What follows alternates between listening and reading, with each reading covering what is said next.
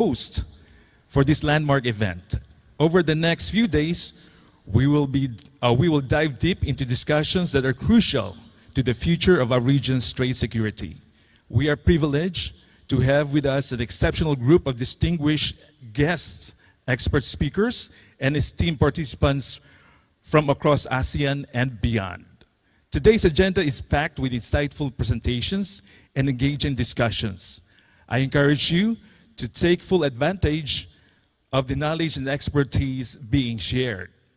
As we move forward, let's keep in mind the critical role this forum plays in fostering regional cooperation and strengthening our strategic trade management systems. And now, ladies and gentlemen, it is my great honor to call on a key figure in our government, the Secretary of Foreign Affairs, the Honorable Enrique A. Manalo, to introduce our guest of honor.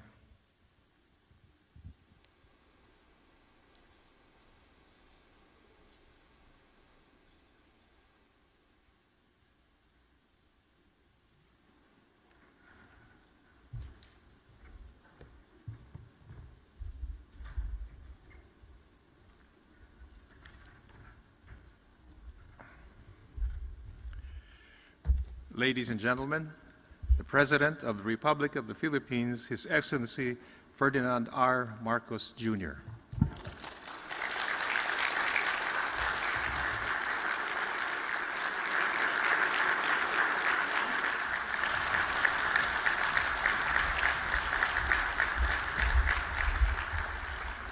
Thank you to the Foreign Affairs Secretary, Ricky Manalo. The United States Ambassador to the Philippines, Her Excellency Mary Kay Carlson, and the esteemed members of the Diplomatic Corps here with us today. Trade and Industry Acting Secretary Maria Cristina Aldeguer Roque, and the other members of the Cabinet that are present. Undersecretary of State for Arms Control and International Security Ambassador Bonnie Jenkins, and other officials from the U.S. government. Fellow workers in government, other distinguished guests, ladies and gentlemen, good morning. For the first time, the Philippines has the honor of hosting the significant forum, the Philippine Strategic Trade Management Summit. It is for us a remarkable milestone, not only for our country, but also for the rest of the region. The Department of Trade and Industry, particularly its Strategic Trade Management Office, and our allies from the National Security Council, Strategic Trade Management Committee, and the Departments of State and Energy of the United States have led the way towards making this event possible. In the past 3 years, Southeast Asia has been hosting global discussions on export control of strategic goods, such as those used for military purposes or the production of weapons of mass destruction. This time, the STM Summit brings together not only our ASEAN neighbors, but also partners from different parts of the world, from the United States to Japan, from Europe to Africa. This demonstrates our faith in the power of collaboration to improve and secure our global supply chains, as well as to open our doors for trade to flourish, for wealth to grow, and for people to prosper. The world is growing more complex, with emerging technologies both in civilian and military fields, posing challenges in trade management. The rapid pace of advancement demands us to be more agile, more responsible, and it requires us to address both the speed and dual-use nature of these new technologies.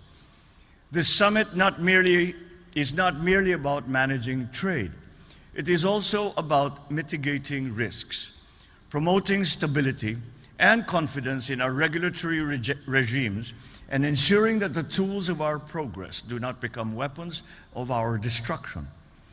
During my term in the Senate, I supported the Strategic Trade Management Act because it was my belief, and it continues to be my belief, that strategic trade management is more than just a bureaucratic exercise.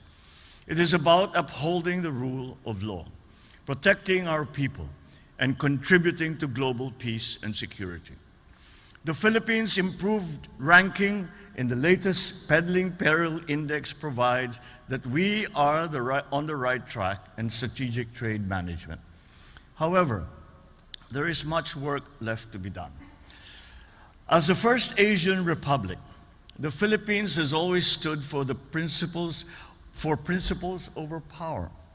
We were among the original framers of the United Nations Charter, and our commitment to peace and stability has been unwavering. Today, as we pursue a non-permanent seat on the UN Security Council for 2027 to 2028, we are doubling down on that same commitment. 2 decades ago, when we last served in the UN Security Council, we championed a framework to address the gap in the role of non-state actors in the proliferation of weapons of mass destruction. That fight continues today, and this is where the strategic trade management comes in. As a crucial tool in our endeavor to uphold global peace and security, STM allows us to regulate dual-use goods and technologies to prevent their misuse while encouraging lawful trade that benefits us all.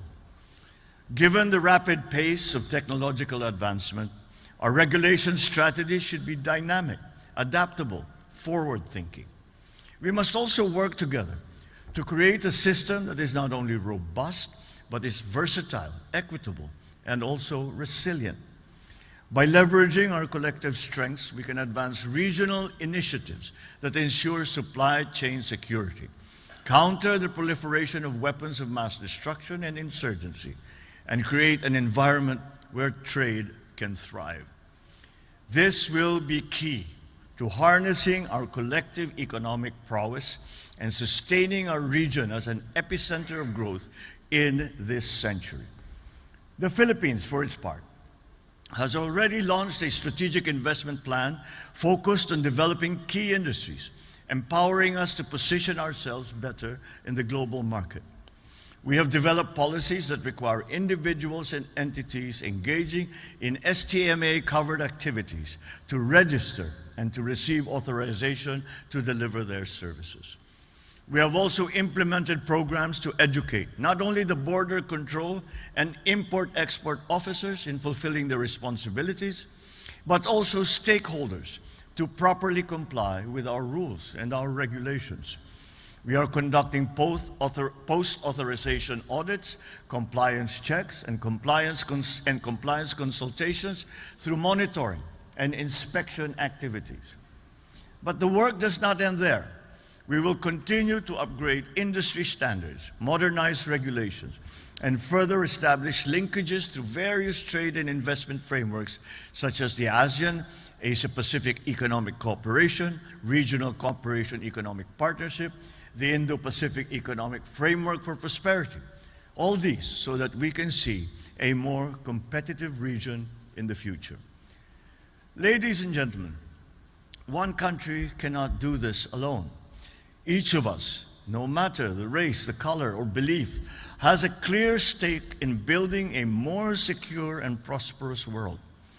Let this occasion be a reminder to renew important conversations and to reinforce our commitment to creating what we refer to as Bagong Pilipinas, that is not only safe and secure, but filled with promising opportunities for all. I thank you all for your participation, and I look forward to the important outputs that this conference will bring. Maraming salamat at mabuhay tayong lahat. Thank you and good morning.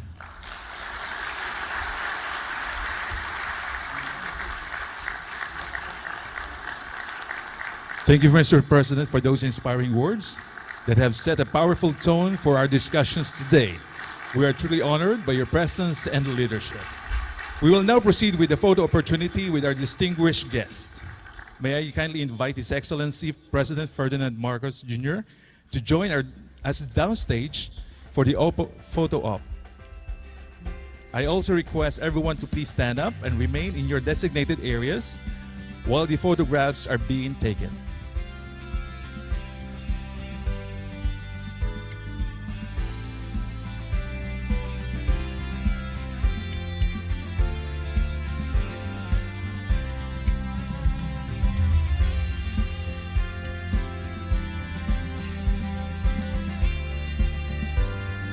once the photo session is complete, our distinguished guests will make their exit, and I ask for your continued cooperation to allow them to do so in an orderly manner. Your patience and cooperation are greatly appreciated. Thank you for your understanding and support.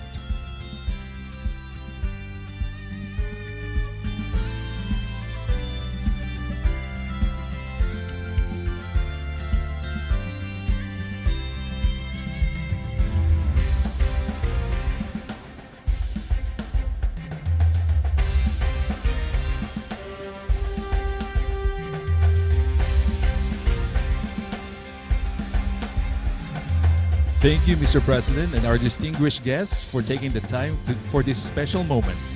As we conclude the opening ceremony, I kindly ask everyone to remain standing. Inyo pong napakinggan at napanood ang President Ferdinand.